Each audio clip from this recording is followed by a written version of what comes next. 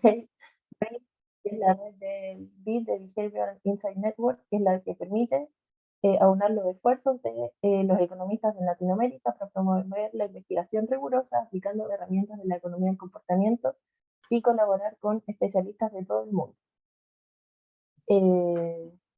Carlos, te invito al auditorio presencial y digital para que comience la charla.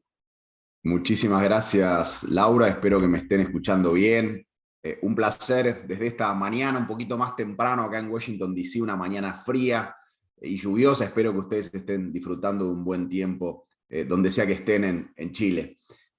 La verdad, para mí es un placer poder compartir con ustedes esta mañana.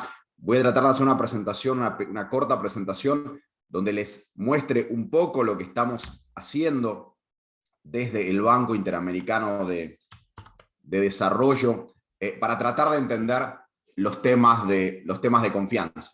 Y creo que puede ser una buena motivación para el trabajo y para el resto de las presentaciones que van a estar viendo durante el día.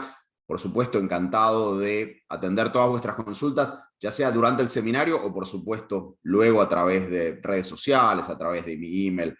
Es para mí un placer poder estar con ustedes. Pero déjenme entrar rápidamente a la presentación, ya que no tenemos mucho tiempo. Lo que les voy a estar contando creo que se define bastante bien en esta lámina, ¿no? Básicamente lo que quiero que se lleven de mi presentación es que aumentar la confianza tiene que ser un objetivo explícito de la política pública y de la política. Si hay algo que me gustaría que se lleven para su trabajo, para los grandes desafíos que tienen que enfrentar como funcionarios públicos o desde el lugar que les corresponde, es esto, es que tienen que aumentar la confianza. Sea lo que sea el trabajo que tengan que hacer, piensen en cómo aumentar la confianza. ¿Por qué? Porque la agenda de crecimiento de Chile y de la región depende de la confianza de la ciudadanía. Si queremos un sector público innovador y efectivo, necesitamos más confianza. Si queremos más estabilidad política, menos populismo, unas democracias fuertes y vibrantes, necesitamos más confianza. Si queremos empresas, pymes más productivas, queremos más inversión, necesitamos más confianza. Y algo que es muy importante, pensando en el trabajo hacia adelante, la agenda de reformas, sea de reformas fiscales, sea de reformas en el sector público, depende de la confianza. Entonces, nuevamente, si se quedan con una cosa, piensen desde hoy hacia adelante, ¿qué es lo que pueden hacer? Desde su rol como funcionarios públicos, desde su rol como ciudadanos, desde su rol como padres o pareja, ¿qué pueden hacer para aumentar la confianza? ¿Qué significa la confianza? La confianza es una palabra que utilizamos todos los días, pero ¿cómo se define la confianza de una manera que la podamos trabajar? Pero la confianza se refiere a la creencia de que los demás no actuarán de manera oportunista. Es decir, yo confío en otros cuando entiendo, asumo, espero que si tienen la oportunidad de tomar ventaja de mí no lo van a hacer. Entonces, que van a cumplir con las promesas, que no van a violar normas para aprovecharse de quienes las respetan. Y cuando hablamos de otros, hablamos de personas, hablamos de las empresas, hablamos de los gobiernos. De nuevo, es que yo confío cuando otra persona, cuando una empresa, cuando un gobierno tiene la oportunidad de tomar ventaja de mí y no lo hace. Con lo cual, nuevamente, pensemos en nuestras acciones diarias, cómo esas acciones se van a ver reflejadas en la manera que otros las interpretan y cómo otros van a interpretar esas acciones de nosotros. Y seamos principalmente cuidadosos en esos contextos en los cuales tenemos más información que otros o tenemos más poder que otros. Y de esto voy a estar hablando. Lamentablemente la confianza en América Latina y el Caribe es muy baja. Por eso tenemos que trabajar en mejorarla. Como muestra esta figura, básicamente 1 de cada 10 latinoamericanos y caribeños dice que puede confiar en otros. Puesto de otra manera, 9 de cada 10 latinoamericanos y caribeños dicen que no pueden ser lo suficientemente cuidadosos cuando tienen que tratar con otras personas. Imagínense lo difícil que es mantener relaciones con otros individuos, con empresas, cómo nos relacionamos, cuando básicamente pensamos que el resto está ahí afuera para tomar ventaja de nosotros. Bueno, eso es lo que tenemos que cambiar. Chile está un poquito mejor que el promedio de América Latina, pero sigue siendo más o menos igual. Esto no es un fenómeno nuevo, no es un problema de Chile en el 2021, Chile en el 2019, o Argentina, mi país de origen, en el 2011, lo que sea. Es un problema histórico de la región, que podemos hablar de por qué está generado, pero quiero pensar más en cómo movernos hacia adelante. La confianza en el gobierno también es muy baja. Menos de 1 de cada 3 latinoamericanos y caribeños piensa que puede confiar en el gobierno. Entonces, nuevamente, tenemos que cambiar esta situación. ¿Por qué? Nuevamente, como decía, la desconfianza, por ejemplo, promueve la ineficiencia. Esto es un buen ejemplo. Acá pueden ver una manera de organizarse como todavía por suerte ocurre en muchos lugares del mundo, donde, por ejemplo, un granjero recoge los tomates o las verduras que sea, las pone fuera de su granja y dice 5 tomates por $1, por decir algo. Uno pasa, coge los 5 tomates, deja $1 y se va. A veces hasta pide cambio, ¿no? Pone dinero, pone $10 en una cajita, se lleva 9. Con lo cual no hay ningún costo de transacción. Es muy eficiente esto, ¿no? O sea, el granjero puede seguir produciendo y puede utilizar todo el dinero que recoge para la producción. Mientras que por otro lado tenemos este otro método de organización que lamentablemente ocurre mucho en América Latina, donde para comprar cada producto tiene que haber alarmas, sistemas de seguridad, guardias de seguridad, lo cual hace muy ineficiente todo el proceso productivo. Ahora, el dinero que se consigue se tiene que utilizar para más alarmas, más seguridad, más guardias, etc., en lugar de poder ofrecer más y mejores productos al ciudadano. ¿Okay? Entonces, nuevamente, la desconfianza, como decimos, es un impuesto al desarrollo. Muchas veces pensamos en impuestos explícitos, ¿no? Como el IVA o el impuesto a las ventas, dependiendo del país.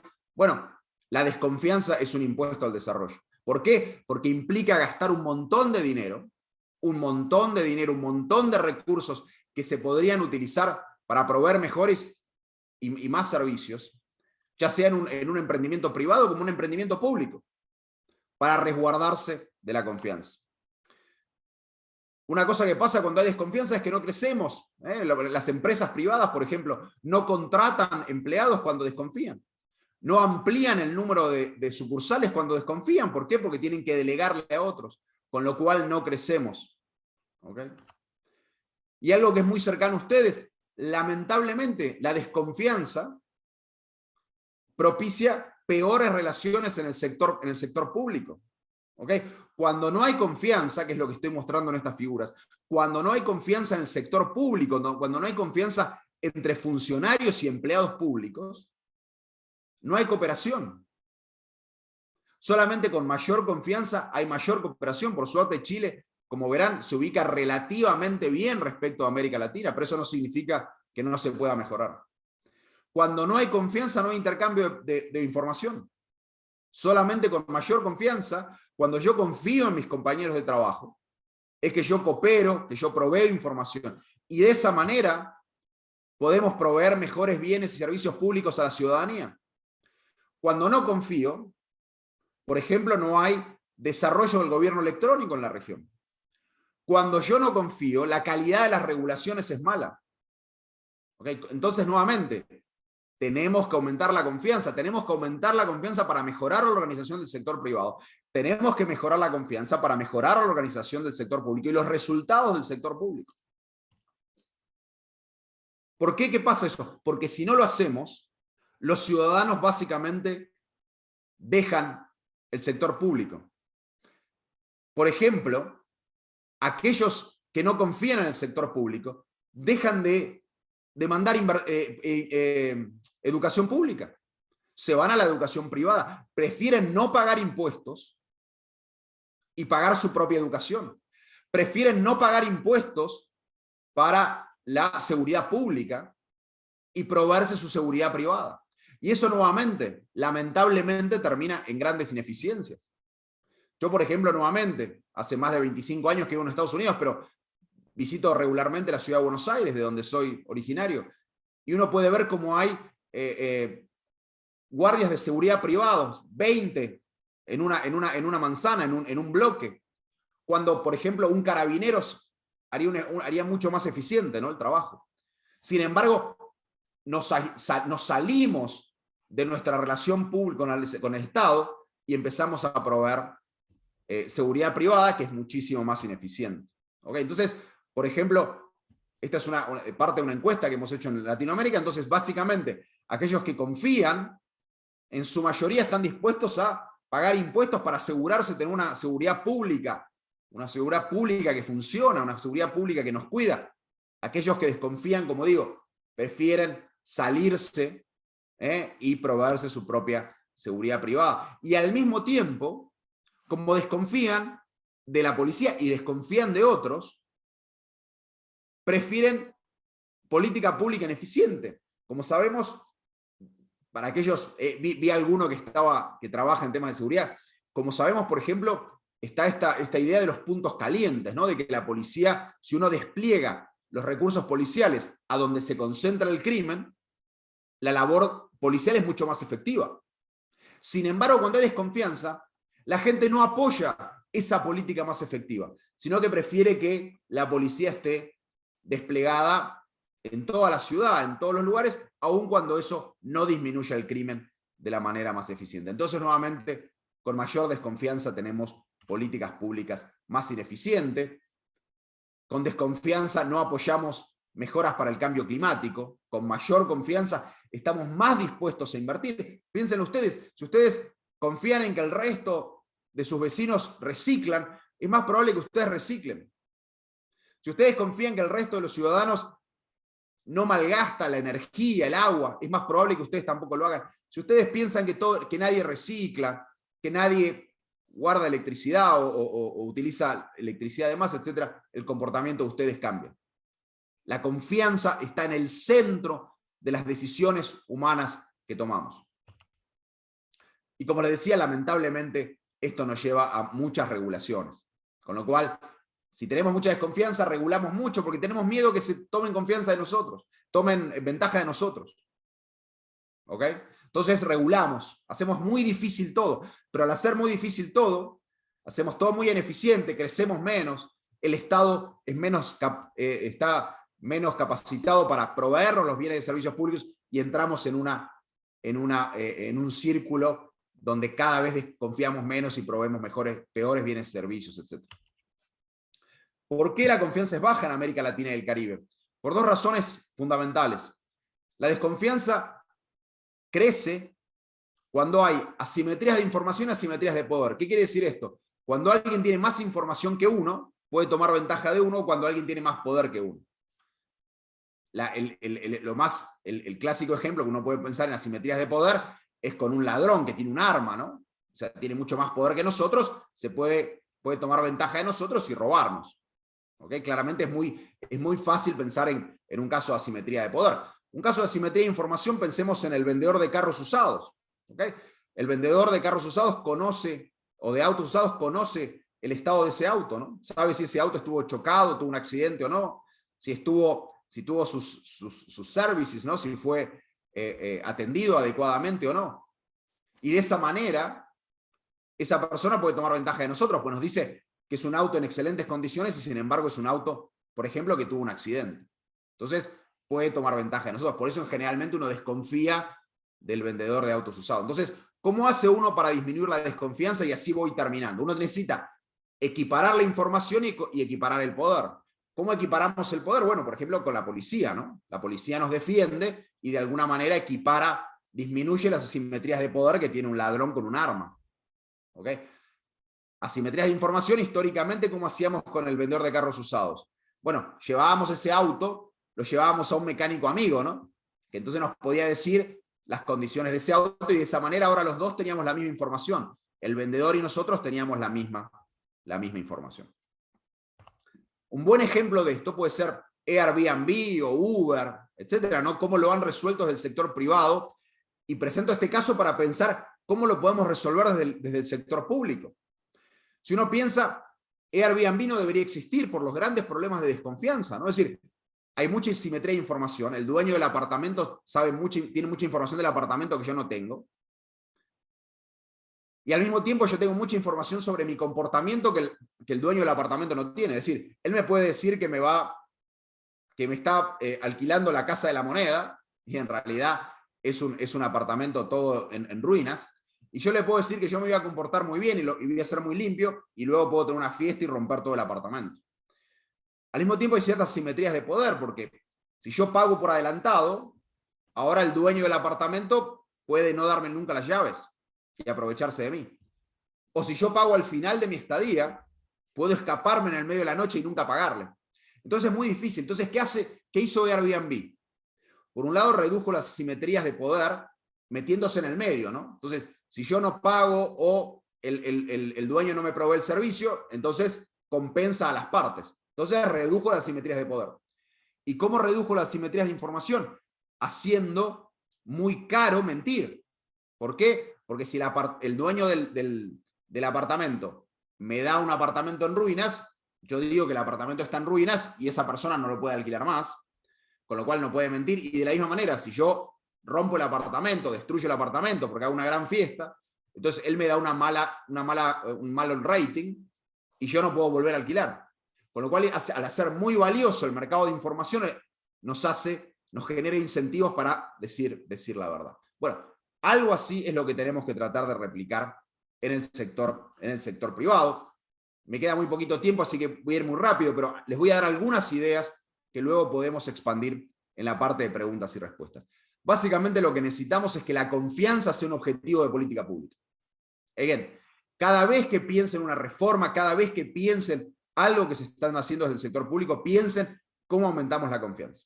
Y para aumentar la confianza necesitamos reformas que informan, que aumentan la cantidad de información, y reformas que fortalecen y que empoderan. ¿Ok? Una de las grandes claves es la transparencia y la comunicación. En América Latina y el Caribe tenemos muy poca información. Es muy difícil ver calificaciones de las escuelas, tasas de mortalidad en los hospitales, desempeño de los gobiernos, índices de criminalidad por barrios, etc. Tenemos muy poca información. Con lo cual nos es muy difícil saber qué es lo que hace el sector público y cuán eficiente es el sector público. Con lo cual es normal que desconfiemos. Con lo cual lo que tenemos que hacer es, el sector público tiene que hacer, tiene que comunicar y tiene que cumplir las promesas. Y de esa manera vamos a aumentar la confianza y tenemos ejemplos de eso. Al mismo tiempo tenemos que empoderar al sector público, tenemos que empoderar al funcionario. Los ciudadanos naturalmente van a desconfiar cuando los funcionarios no tienen incentivo o inclinación a servir a los ciudadanos. ¿Ok? Entonces tenemos que capacitar a los funcionarios públicos.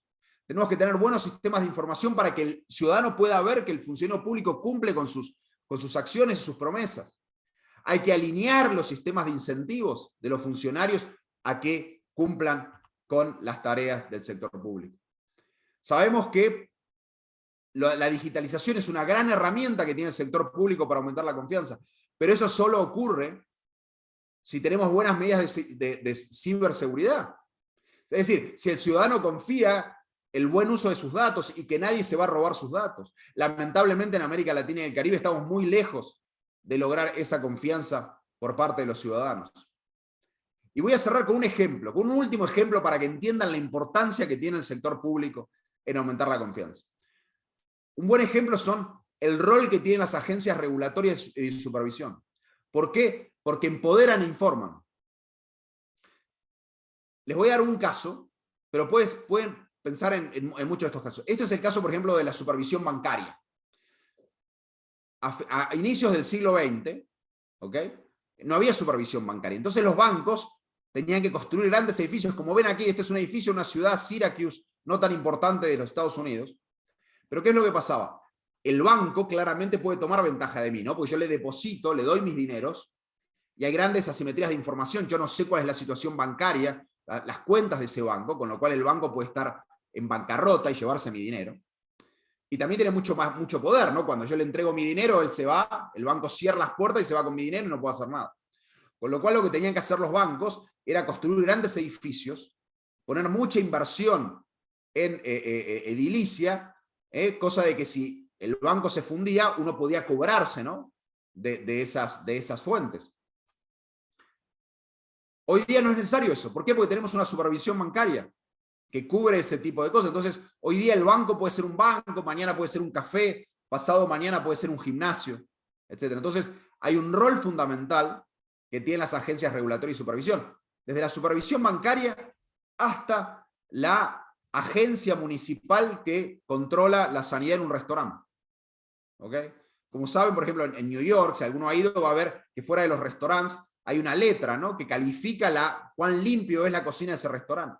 Bueno, ¿qué nos está haciendo esa agencia? Nos está dando información, nos está diciendo cuán limpio es el restaurante, cosa que nosotros no tengamos que visitar la cocina, y al mismo tiempo nos está mostrando de que tiene poder, ¿no?, y de que puede clausurar un restaurante que no cumple. Entonces, nos informa y nos empodera. Bueno, voy a cerrar con esto entonces. La confianza tiene que ser un objetivo de política pública y la confianza tiene que ser un objetivo de la política.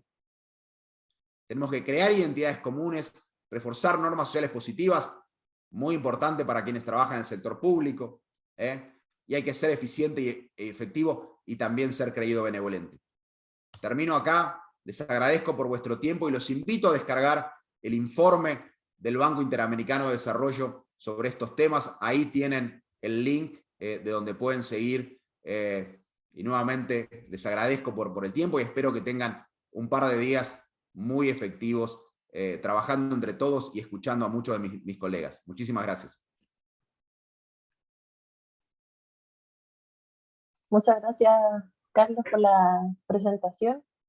Eh, Te mandan muchos saludos desde el chat. Y también consultas, muchas consultas. Bueno, una de ellas la hace Edgar Quispe, pregunta. Dice, hola, buen día. Mi pregunta es, primero, ¿uno tiene que construir la confianza en el sector público o una visión clara del país que uno sueña? Esa es la consulta. ¿Es la confianza o la visión primero? ¿Cuál sería el orden de acuerdo a tu recomendación? No, claramente la visión va a llevar a una confianza, ¿no? Hay unos ejercicios que hemos hecho muy interesantes, donde básicamente, por ejemplo, lo hicimos con el alcalde de la ciudad de Buenos Aires, donde él puso 50 prioridades de gobierno, puso su visión adelante, dijo, estas son las 50 cosas que voy a lograr en mi mandato. En mis 4 años, estos son los 50 objetivos.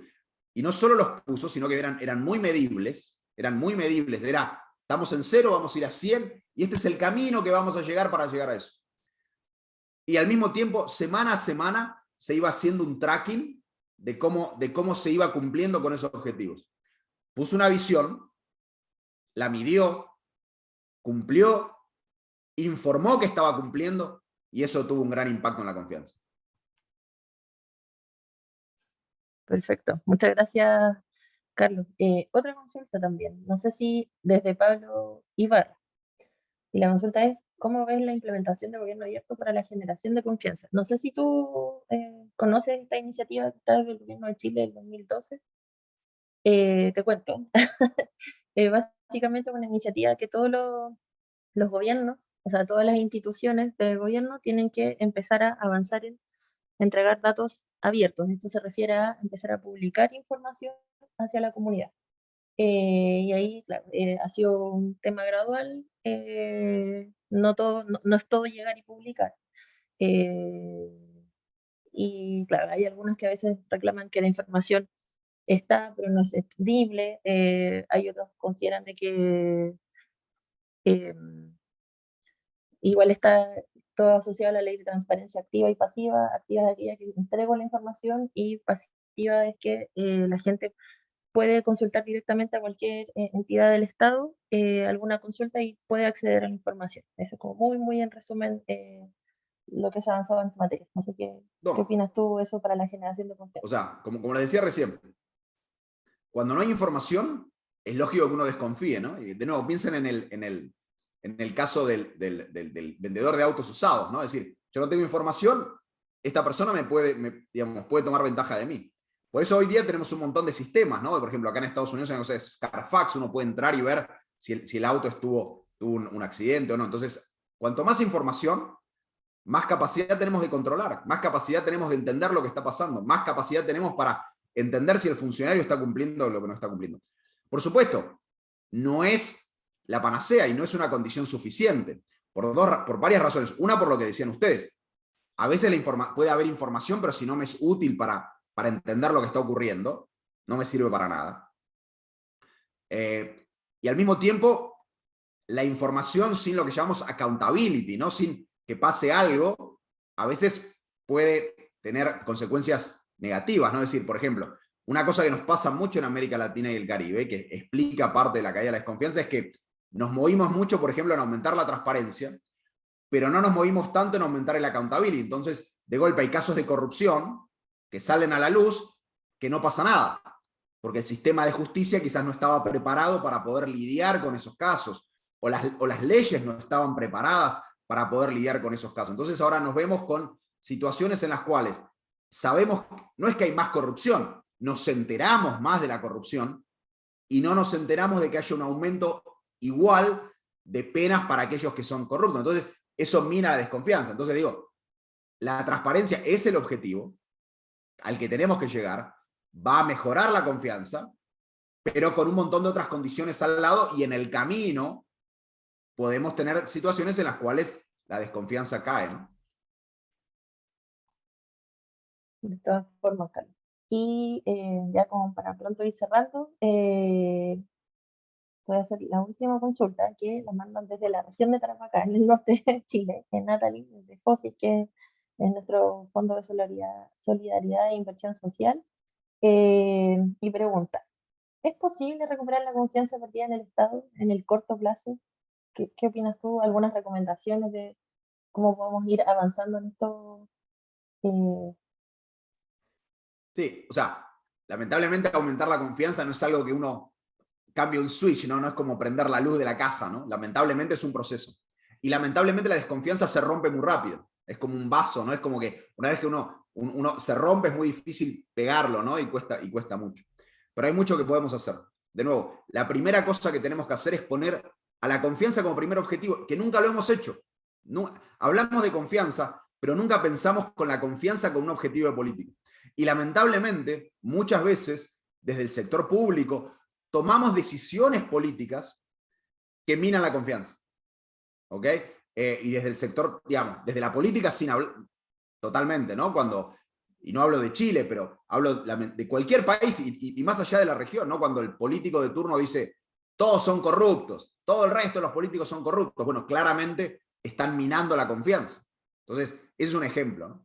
Pero al mismo tiempo desde el sector público. Entonces, ¿cómo hacemos para recuperar la confianza? Hay un montón de inversiones de corto plazo que se pueden hacer para lograrlo. Mejorar los incentivos, empoderar, mejorar la capacidad del sector público, cuando el individuo, cuando el ciudadano, en su relacionamiento diario con el sector público, tiene una buena experiencia, eso aumenta la confianza. Comparado con lo que ocurría muchos años atrás, donde cada vez que uno tenía que lidiar con el sector público tenía que hacer una cola de horas, ¿ok? Y llegaba a la ventanilla y le decían, no, tiene que volver otro día, o tiene que traerme 16 fotocopias de su documento, y tiene que traerme 25 testigos de que usted dice quién es. O sea, todo eso mina la confianza. Piensen de nuevo, la persona que deja un día de trabajar para hacer un trámite público, se pasa 10 horas haciendo una fila y no consigue terminarlo. A esa persona no la recupera más. Entonces, en el día a día, en las actividades hasta más mundanas, en la cual nos relacionamos con el ciudadano, tenemos que hacerlo de manera de que el ciudadano se sienta que está ante un Estado que le representa, un Estado que le cumple, un Estado que le soluciona los problemas y no un Estado que le genera problemas y que le hace la vida más difícil, ¿no? Así que creo que hay un montón de pequeños pasos que podemos dar para lograr ese objetivo. bueno, muchas gracias, Carlos. Lamentablemente el tiempo era breve. Te comento que hay muchos comentarios, quedó muy prendido el público con, con la charla inicial, así que solo darte las gracias y nuevamente gracias por tus recomendaciones. Y ahora le damos el pase a Eduardo Navarro y Mariana Prats, que van a estar con la siguiente charla. Así que Muchísimas gracias. nuevamente gracias por tu conocimiento compartido acá en el Encuentro Nacional de Innovadores Públicos. Siempre. Gracias.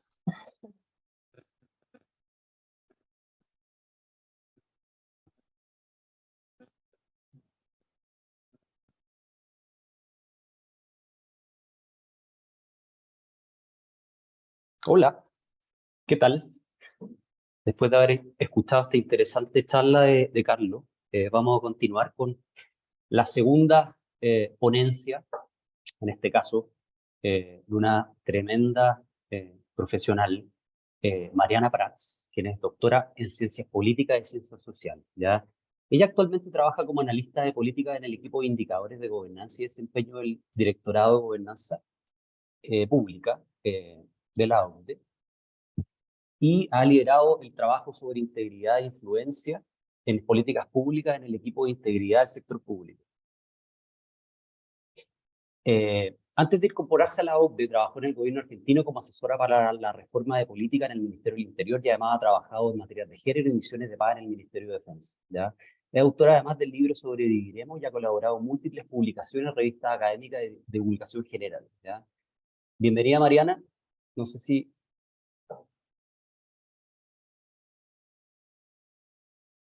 Ahí sí. Bienvenida, Mariana. Gracias por participar del quinto encuentro. Primero preguntarte cómo estás.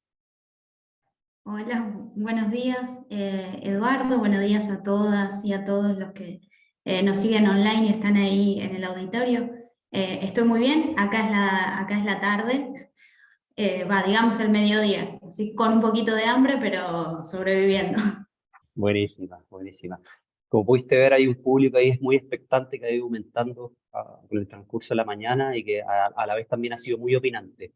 Así que para contarles también a todos, vamos a mantener el mismo formato. Mariana va a exponer y luego vamos a tener un pequeño momento de pregunta y respuesta.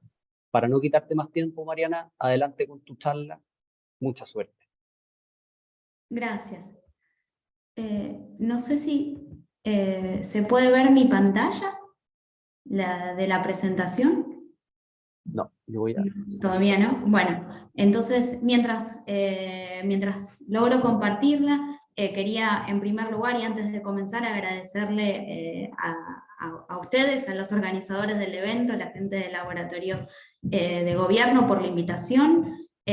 Para mí es un placer poder estar acá en esta jornada, en estos 2 días de discusión que ustedes van a llevar a cabo en relación a todos elementos de gran relevancia en materia de gobernanza. Eduardo, creo que no puedo compartir la pantalla aún porque me dice que hay otra persona que está compartiendo. Ok, lo soluciono de inmediato. Está solucionado. Creo Adelante. que ahora sí, ¿eh? Suerte. Gracias. Ahora todos pueden ver la presentación. Bueno, entonces les comentaba que para mí es un placer estar con ustedes y poder compartirles un poco el trabajo que venimos haciendo desde la OCDE en materia de confianza pública y en particular en materia de los determinantes de la confianza pública. Estuvimos en la primera presentación de Carlos, que también es un placer compartir esta charla inaugural con él, discutiendo y presentando cuáles son los elementos o en qué aspectos clave la confianza tiene un rol fundamental y también, digamos, quise traer algunos titulares de diarios para poder hacer este vínculo de manera más rápida, más efectiva y mostrar que evidentemente, aunque la confianza es un indicador clave a la hora de pensar en la performance, el desempeño de los gobiernos, digamos, los resultados, medir cómo los ciudadanos perciben la calidad de las instituciones y cómo también lo asocian a los resultados que se brindan, pero también poder entender cuál es el rol en el funcionamiento y la legitimidad de las democracias. Y acá vemos que en diferentes áreas de política la confianza es clave, ¿no? En materia económica, como estuvo mencionando Carlos, obviamente reduce los costos de transacción. Si pensamos en cuestiones más de tipo social, obviamente la confianza promueve la solidaridad, brinda cohesión social. Si pensamos en un evento muy reciente que nos tocó y nos sigue tocando a todos, la pandemia, la confianza ha tenido un rol central en lo que fue poder cumplir con las diferentes medidas que instauraron los gobiernos. En particular, hay un analista político, Ezra Klein, que es de mucha relevancia, que dijo en un artículo publicado en el New York Times que la política más efectiva a la hora de poder abordar la pandemia no había sido una política en sí, sino el hecho de tener o contar con confianza por parte de los miembros de la comunidad política. Y esto está muy vinculado con esta idea que mencionaba Carlos, de pensar a la confianza como un objetivo de políticas y como un objetivo de la política en particular. También la confianza es fundamental para pensar en reformas y desafíos que son intergeneracionales, que son más que nada los desafíos que nos están interpelando en los últimos tiempos. Para resumir, digamos, no sé si decir, quizás es un poco exagerado, y también hago acá explícito que soy otra argentina, entonces siguiendo con todos los prejuicios nuestros, quizás es exagerado decir que la confianza sería la receta del éxito, pero de lo que sí estoy convencida es que es un ingrediente clave para promover políticas públicas más exitosas y administraciones públicas más eficientes. Sin embargo, como también se estuvo discutiendo, la confianza desde la crisis del 2008 ha disminuido notablemente en la mayor parte de los países del mundo. A los países de la OCDE les tomó algo así como una década poder lograr niveles de confianza antecedentes a la crisis, y si miramos América Latina el panorama es un poco menos alentador, porque a la actualidad todavía en promedio no se ha recuperado la región de este declive.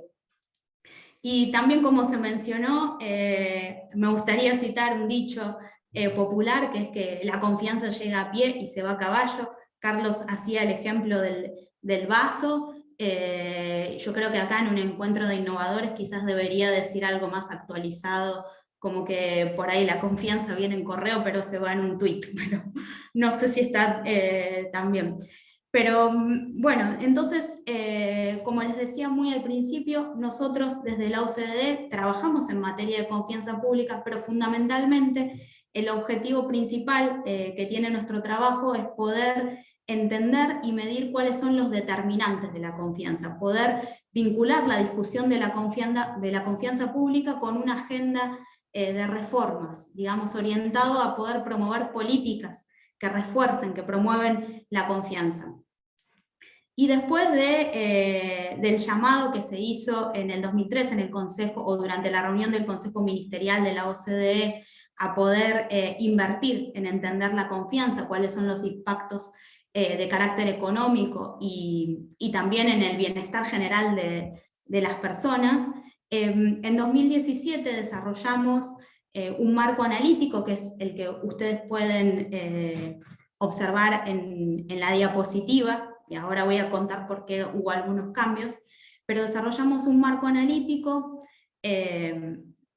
conjuntamente con guías de medición estadísticas que identifican los principales determinantes de la confianza en materia de gobernanza pública. Y acá, para clarificar y advertir muy rápidamente, el marco analítico aborda no confianza en sí, sino qué tan confiables son las instituciones. Podríamos llegar a decir confiabilidad. Y esta es una decisión clave, precisamente porque, como se ha mencionado en algunas de las intervenciones que vi por el chat y las preguntas, la confianza sí es una actitud, es una percepción que obviamente bastante abstracta y variable a lo largo del tiempo, pero en cambio, si pensamos en confiabilidad, estamos teniendo en cuenta la idea de una expectativa de comportamiento futuro. Si pensamos en confiabilidad, podemos tener como horizonte la construcción de instituciones públicas que sean dignas de confianza. Entonces, identificamos en este marco analítico 5 determinantes de la confianza pública que agrupamos en 2 grandes dimensiones. La primera dimensión está más que nada abocada a pensar en las competencias de las instituciones públicas. Es decir, la capacidad de poder dar respuesta, de brindar servicios públicos, que los ciudadanos necesitan, de la calidad y a la altura de las expectativas que la gente tiene, y también la fiabilidad, es decir, poder anticipar elementos o desafíos futuros, reducir la incertidumbre, etc. Pero por otro lado, nosotros también consideramos una segunda dimensión, que si tenemos que resumir así en una palabra, por ahí la primera dimensión está más vinculada a los resultados, esta segunda dimensión está más centrada en todo lo que tiene que ver con los procesos. Es decir, los valores, los principios que guían la acción, la toma de decisiones, que orientan a los gobiernos o a las instituciones en su acción diaria. Y acá prestamos atención a 3 valores centrales que se estuvieron discutiendo ya durante la primera hora de la mañana. La apertura, digamos, cuestiones que estén vinculadas a la transparencia, a la participación, a poder abrirse. La integridad pública, que se actúe de manera consistente a valores éticos, que respeten el interés público y se mitiguen los riesgos de corrupción, y la equidad. Pero obviamente que, como les había mencionado muy al principio, este marco analítico se desarrolló en 2017. Y ¿cómo sería? Al desatarse la pandemia o cuando se desencadena la pandemia, nosotros iniciamos un proceso consultivo, obviamente conscientes de que había desafíos que ya estaban afectando a los gobiernos democráticos, pero también tratar de enfocarnos un poco en cómo reconstruir la confianza durante y después de la crisis. Entonces iniciamos un proceso consultivo en el que participaron más de 800 decisores de políticas, académicos, expertos, representantes del sector privado, de la sociedad civil, etc. Y ustedes acá pueden ver lo que serían los puntos 2 y 3, que son los 2 grandes elementos o añadidos que incluimos en el marco analítico, que piensan o que tratan de abordar o incluir a la hora de pensar en cómo construir confianza, elementos que están más vinculados a cuestiones económicas, políticas y culturales, y también poder pensar en cómo abordar o generar una agenda colectiva para poder atender a desafíos que son más intergeneracionales, globales, o por decirlo de alguna manera, desafíos que tienen muchos costos en el presente, y es muy difícil observar a la actualidad cuáles van a ser los réditos a futuro. Entonces, más o menos para resumirles el trabajo que vinimos haciendo a lo largo de toda esta década, desarrollamos el marco analítico, lo actualizamos, las guías de medición estadísticas, que pudimos refinar con insumos de los países y también con estudios de casos en profundidad, que son los que ustedes pueden ver, yo lo tengo acá a mi izquierda, no sé si aparecerá en la pantalla a la derecha, y los webinarios. Pero si tuviera que mencionar un hito en nuestro trabajo, sin dudas, creo que este es la implementación de la primera encuesta del OCDE sobre los determinantes de la confianza en las instituciones públicas, que se aprobó por el Comité de Gobernanza Pública, que apoyó y sustentó y acompañó todo este proceso. La evidencia y la base de datos que se generó es la base de datos más exhaustiva existente a la actualidad en materia de este vínculo entre la confianza pública y la gobernanza democrática, y para nosotros, ya veremos cómo se adoptará a futuro, esta evidencia va a ser un parteaguas en materia de indicadores de gobernanza pública, fundamentalmente por el carácter accionable o procesable que mencionaba muy al principio. Pero ¿qué es esta encuesta? ¿A qué está refiriendo? Y como les mencionaba yo al principio, el cuestionario se construyó siguiendo el marco analítico que nosotros tenemos. Entonces, no solamente pudimos recolectar percepciones en relación a la confianza, pero sino también expectativas, evaluaciones de los ciudadanos sobre diferentes aspectos de gobernanza pública, que agrupamos en un módulo del cuestionario sobre los determinantes de la confianza en instituciones públicas. También recolectamos información respecto a la satisfacción con los servicios públicos, experiencia, actitudes, interés y participación políticas. Y finalmente también un módulo que está vinculado a todo lo que es la evaluación de la efectividad de los gobiernos en políticas o en desafíos de largo plazo intergeneracional. Este cuestionario estuvo acompañado de un cuestionario de base que recopiló todas características socioeconómicas y cuestiones más vinculadas a algunos rasgos personales de los encuestados. Para que se hagan una idea muy rápidamente, y porque les decía precisamente que nuestro objetivo está vinculado en poder trabajar sobre las expectativas de comportamiento, algunas de las preguntas que nosotros presentamos, más que nada presentan escenarios situacionales en los que se les pregunta a los ciudadanos sobre expectativas de comportamiento en ese escenario. Por ejemplo, si mucha gente se queja respecto al mal funcionamiento de un servicio público, ¿cuán probable o improbable usted cree que este servicio sea mejorado? O si, por ejemplo, se aplica a un servicio o a fondos públicos, ¿cuán probable o improbable creen que la aplicación que hace el ciudadano sea tratada de manera justa en comparación con la aplicación de los otros ciudadanos? La encuesta se aplicó, y por eso les decía que es una base de datos enorme, innovadora, revolucionaria, se aplicó a más de 50.000 encuestados en 22 países de la OCDE. Todo el proceso de implementación de la encuesta y de refinamiento del cuestionario fue guiado por un grupo asesor que nuevamente incluyó representantes de los gobiernos, expertos y también en las oficinas nacionales de estadística. Hay dos elementos fundamentales que me gustaría mencionar últimamente en relación a estos aspectos técnicos de la encuesta. Primero que las muestras fueron representativas por género, edad, niveles de ingreso, región donde se habita o gran región donde se habita y niveles educativos.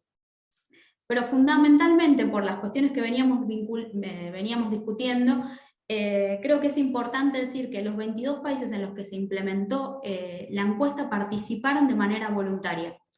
Es decir que ya el hecho de participar en el ejercicio implicó someterse al escrutinio público. De alguna manera, por así decirlo, la encuesta no solamente ha sido un instrumento de medición, pero sino también un instrumento de rendición de cuentas, como mencionábamos anteriormente. Recibir feedback de los ciudadanos respecto a los diferentes elementos de gobernanza pública para poder ajustar y actuar de manera consecuente.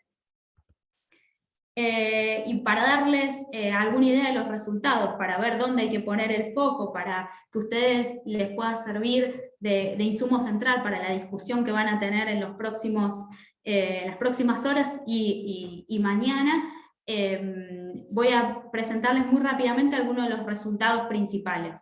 Obviamente este es el número que todo el mundo mira en un principio cuando hablamos de confianza pública, que son los niveles de confianza. Y la proporción de ciudadanos que confía en su gobierno, que declaró confiar en su gobierno, es equivalente a las de aquellos que declararon no confiar en sus gobiernos, por lo menos en promedio para los países de la OCDE.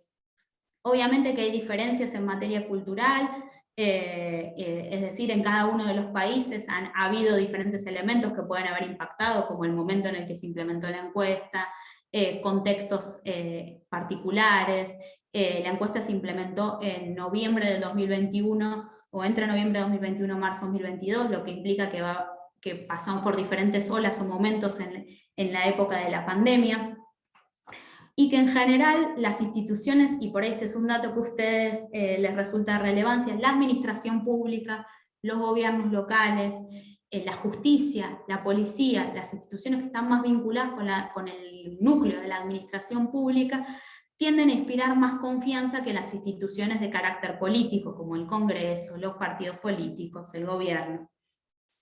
Pero si tuviera que mencionar un resultado o el primer mensaje a resaltar de la encuesta, es que pese a que la encuesta se implementó en contexto pandémico, los ciudadanos en su gran mayoría están razonablemente confiados en que los gobiernos, si pudiéramos decirlo de manera simple, los gobiernos gobiernan. Proveen servicios públicos, están satisfechos la mayor parte de los ciudadanos con el sistema de salud, con el sistema equitativo, con los servicios administrativos, y más aún, la mayor o casi la mitad de los encuestados dijo que, o percibe que su gobierno estaría preparado para poder abordar una nueva crisis o una nueva pandemia en caso de que la hubiera. Y esto es un elemento central, obviamente por cuándo se implementó la encuesta, pero también porque la percepción sobre la preparación respecto a la pandemia y a poder abordarla están asociados a mayores niveles de confianza y viceversa. Y la verdad es que estos resultados los vimos en varios otros elementos que están vinculados a la competencia, a la fiabilidad de los gobiernos, si pensamos en el marco analítico que presenté. La gente cree que puede acceder a información sobre procedimientos administrativos, la gente cree que sus datos personales serían utilizados de manera legítima por los gobiernos, etc. Pero, ¿por qué entonces vemos que los niveles de confianza están bajo tensión? ¿Por qué vemos que 4 de cada 10 personas reporta alta confianza en sus gobiernos? Y un elemento central, si como dije anteriormente, los gobiernos están gobernando, están brindando resultados, quizás están más vinculados los problemas o los desafíos a cuestiones de carácter más de participación política, de capacidad de respuesta de los gobiernos, de representación, ¿no? Y esto está bastante en línea con lo que mencionaba Carlos, ¿no? A la hora de pensar en las asimetrías de información y asimetrías de poder. Es necesario, obviamente, con estos resultados, pensar en esta agenda colectiva de empoderar, transparentar, hacerle sentir a la gente que el feedback o que el insumo que brindan a los gobiernos es utilizado. En esta diapositiva ustedes pueden ver la discrepancia que hay en cuanto a expectativas y percepciones en materia de capacidad de respuesta. La minoría de los encuestados cree que los gobiernos mejorarían los servicios públicos si se quejaran, y también la minoría de los encuestados cree que las entidades públicas adaptarían ideas innovadoras que les fueran presentadas. Lo mismo a la hora de pensar en las políticas públicas en general. Y como les decía, la confianza está fuertemente relacionada en relación a esta percepción de cómo los gobiernos, cómo las instituciones utilizan los insumos de la gente. La gente que cree que el gobierno utiliza, o las instituciones utilizan sus insumos a la hora de pensar en la toma de decisiones, en su trabajo diario, confía 3 veces más en los gobiernos que aquellos más escépticos. Y, perdón, no. Ahora está. Y también, como les mencionaba, muy pocas personas ven que pueden participar o que tienen voz política a la hora de pensar en la toma de decisiones de sus países, en la formulación de las políticas públicas. Solamente 1 de cada 3 encuestados expresa que el sistema político le permite tener voz en la toma de decisiones. Y también, como mencionamos, y quiero ir ya por ahí apurándome un poco para poder cerrar, también el tema de la integridad pública se vio o se percibe como un desafío. casi la mitad de los encuestados declaró o percibe que espera que un político de alto nivel otorgue un favor a cambio de un trabajo bien remunerado en el sector privado. Un tercio de los ciudadanos también cree que los empleados o los funcionarios públicos estarían dispuestos a aceptar un soborno para acelerar el acceso a un servicio público. También en muchos países el tema de la desigualdad, de la inequidad, es un problema. Y como les decía que nosotros tenemos un cuestionario de base donde podemos acceder a diferentes características socioeconómicas de los encuestados, no es sorprendente, pero sí es relevante mostrar que los grupos más vulnerables, no solamente en términos reales, pero sino también en términos de percepción, ¿no? Los que perciben que tienen menos capacidad de influir, los que se sienten, los que tienen menos ingresos, menos niveles educativos, los que también se sienten con mayores preocupaciones a nivel financiero, son los menos, o los que reportaron niveles más bajos de confianza en las instituciones. Pero acá, y esta es mi anteúltima diapositiva, les muestro entonces cómo nosotros tratamos de utilizar estos datos. Y la verdad es que hacemos un análisis de todas estas respuestas, todas estas percepciones, expectativas, evaluaciones, y tratamos de explorar una relación causal, obviamente con todas las complicaciones que tiene, las complejidades y los recelos que hay que tomar a la hora de pensar en los resultados de un modelo econométrico aplicado a este tipo de temáticas.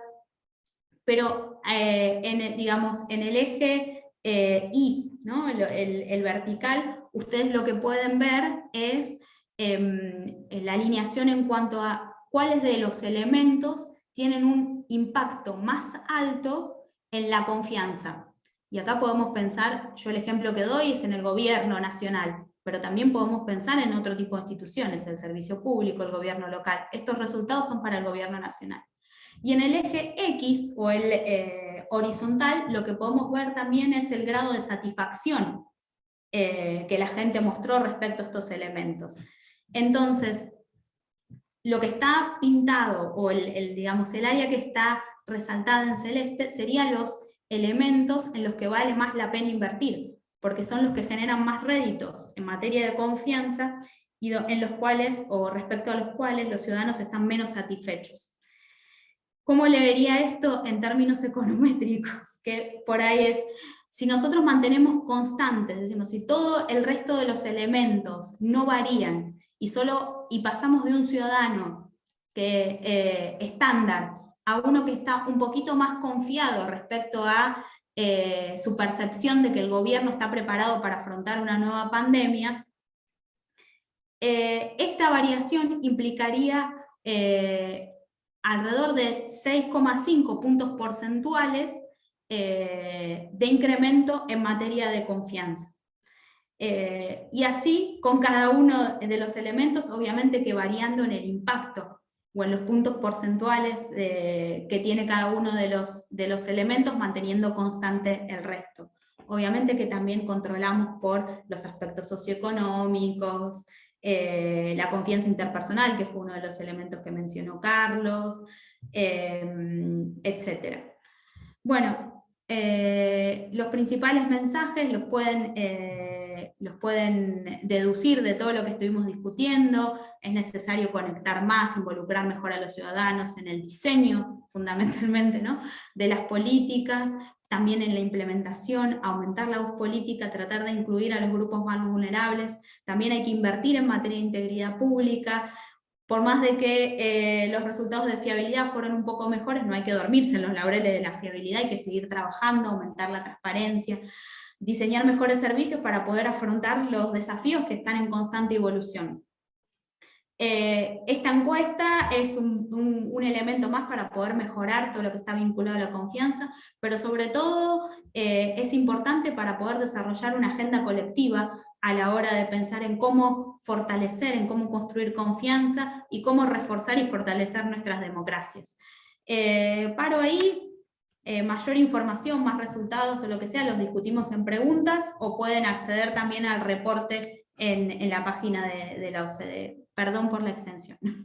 Gracias. Muchas gracias, Mariana, por la excelente charla.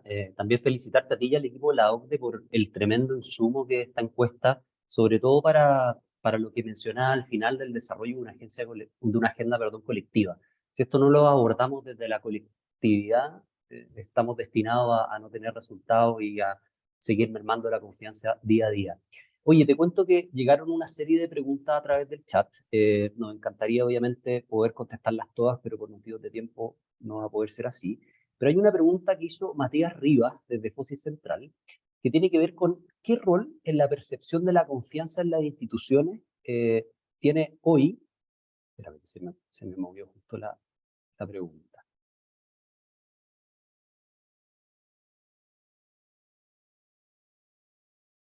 Perdón, la retomo. ¿Qué rol en la percepción de la confianza en las instituciones tiene la conversación en redes sociales y también qué rol tendrían las fake news en dicha percepción? Vivimos en una sociedad bombardeada permanentemente por noticias falsas que a la vez eso se amplifica con las redes sociales y otro tipo de plataformas. ¿Cuál debiese ser quizás la postura de las instituciones públicas y los estados respecto a ese tipo de bombardeo de información muchas veces falsa, en tu opinión? Bueno, qué pregunta, ¿no? Porque la verdad es que obviamente no hay una respuesta rápida o sencilla, simple para poder, digamos, actuar de manera efectiva. Sí, en relación a la primera parte de la pregunta, obviamente que en el cuestionario de base nosotros abordamos cuáles fueron las diferentes, o cuáles son, o cuáles eran las fuentes de información más utilizadas para informarse por parte de los encuestados. Y obviamente que haciendo análisis, tratando de correlacionar estos elementos con los niveles de confianza reportados, sí encontramos que hay diferencias o que hay asociaciones diferentes en cuanto a las fuentes de información utilizada y a los niveles de confianza reportados. No quiero dar un resultado específico porque sería erróneo, ¿no? Porque obviamente que hay elementos y variables a controlar que están en juego y que es difícil, pero en general la gente que tiende a consumir información o que tiende a utilizar las redes sociales como fuente de información primaria y más constante, reportó niveles menores de confianza.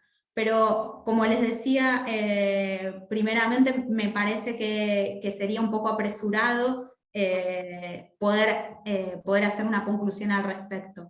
Obviamente que todo el tema de la fake news, la desinformación y la mala información es un elemento que los países, los expertos y aquellos que trabajamos en materia de confianza pública tenemos muy en el radar.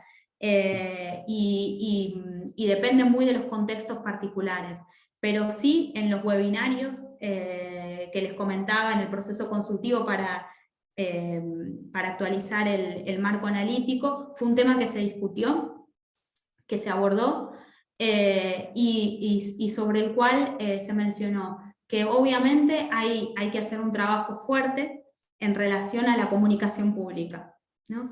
Cuando recién, o en la charla anterior, estábamos discutiendo de informar, brindar transparencia, la transparencia tiene que dejar de entenderse de esa manera más como, digamos, en su sentido básico de hacer transparentes, hacer factibles a la vista el uso de los datos, la información, y pensarla de una manera más proactiva, salir a comunicar, brindar mensajes, interpretar o poder brindar informaciones de cómo esos datos deben interpretarse, a la vez que acompañarse de iniciativas para poder contrarrestar los efectos nocivos de la desinformación, guiar a los ciudadanos a la hora de pensar en cómo identificar noticias falsas, cómo poder testear la evidencia, y hay varias iniciativas que hemos estado estudiando. Es muy importante que pensemos, en relación a este tema, lo último que digo, es muy importante que pensemos que la confianza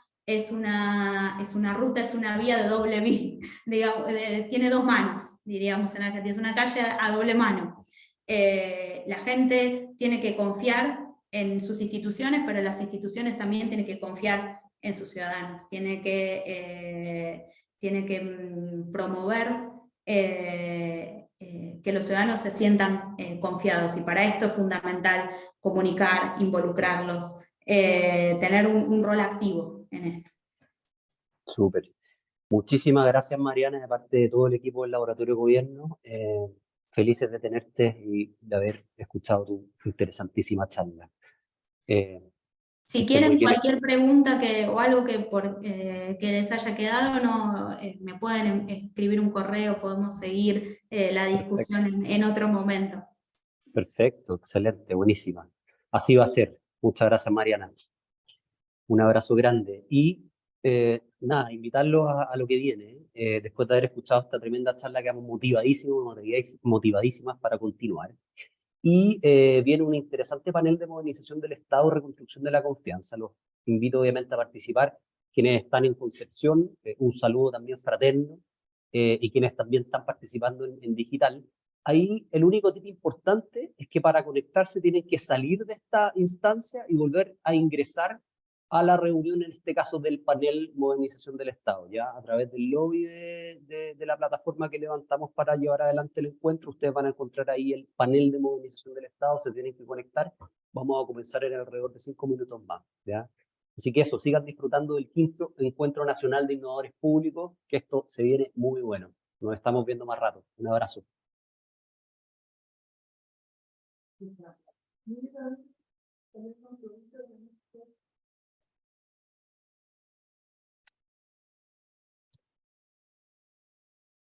Me gradué de aquí.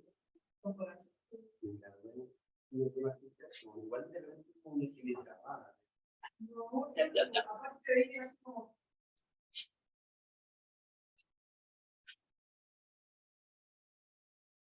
Salió muy bien. Excelente.